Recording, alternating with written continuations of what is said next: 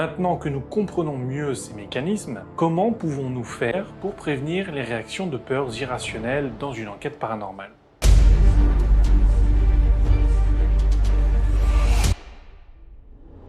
Premièrement, de par la formation et la préparation.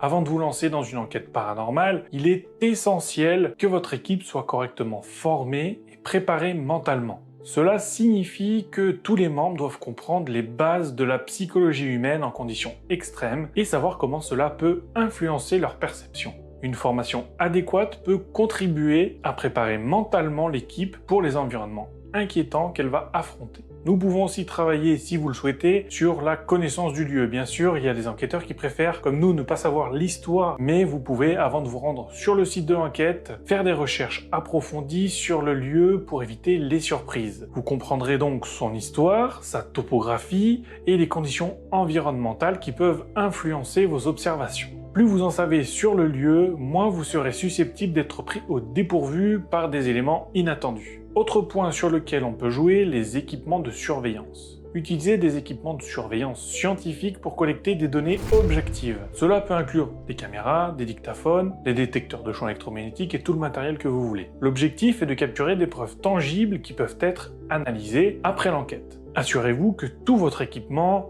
est en bon état de fonctionnement avant de partir. Et je rajouterai même, connaissez votre matériel, pourquoi il réagit, qu'est-ce qui peut interagir avec lui, et vous serez tranquille. Autre chose, un protocole strict.